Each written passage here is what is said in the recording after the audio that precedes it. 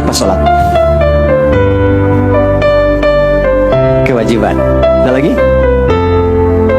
Baik. Kalau kita memaknai sholat sekedar kewajiban, nanti sifat sholatnya untuk menggugurkan wajibnya saja. Bahasa gampangnya, yang penting sholat. Mau sholatnya khusyuk, mau tidak, yang penting sholat. Tapi ketika Allah memilihkan kata ini pun, itu bukan hampa mana. Ada makna yang sangat dalam sekali. Baik, teori mengatakan secara logika, orang yang punya koneksi dengan sosok yang punya segala hal, bukankah lebih mudah hidupnya? Maka kalau kita terkoneksi dengan Allah, kita mudah mengakses semua hal yang kita harapkan tadi. Nah, dalam bahasa Arab, mengoneksikan sesuatu sehingga tersambung kuat dan sulit dilepaskan, itu disebut silah namanya. Silah. Ya. Masih teman-teman ingat kalau kita kumpul-kumpul tuh suka disebut apa namanya? Silaturahim kan? Nah, kenapa menggunakan kata silah? Diharapkan semua yang datang ini terkoneksi.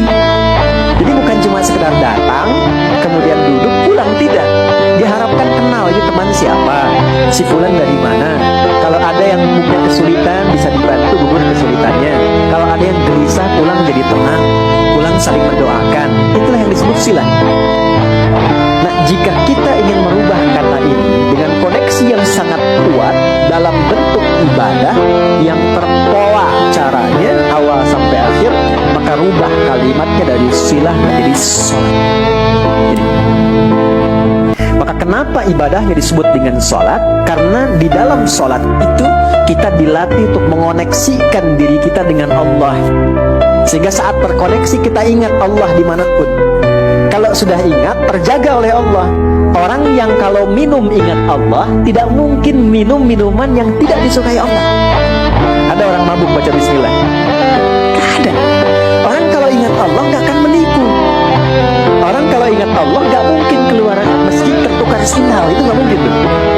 Ya kan? Orang kalau ingat Allah gak akan menyakiti, karena ingat.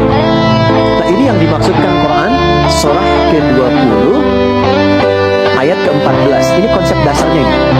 Ya, innani anallahu la ilaha illa ana fa'budni. Akulah Allah yang menguasai segalanya, satu-satunya Tuhan yang punya semua akses dalam kehidupan. Maka kalau Anda ingin mendapatkan semua kemudahan, fa'budni, terhubunglah denganku, mendekat kepadaku. Gimana caranya ya Allah? Wa aqimis shalah, tunaikan salat untuk mengoneksikan dirimu li dzikri, supaya engkau tersambung denganku. Ini dengan Allah. Jelas?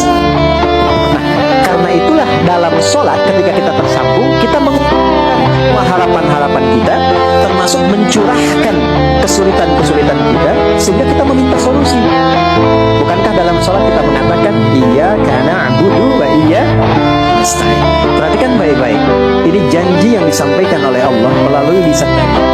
Siapapun orang yang sholatnya benar, berniat mengoneksikan dirinya kepada Allah, itu baru baca Al-Fatihah sampai kalimat iyyaka na'budu wa iyyaka nasta'in, dari mulai wudu sampai dengan kalimat itu, perhatikan jawabannya.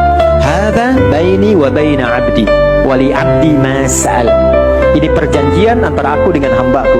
Kalau koneksinya hambaku itu benar kepadaku, tulus dia, maka aku akan kabulkan apapun yang dia minta saat ini. Karena itu, tidak ada satupun, bahkan Nabi dan Rasul yang pernah hidup di bumi, saat punya kesulitan dan meminta sesuatu, mereka umumnya lakukan dalam sholat, dan selalu cepat dikabulkan.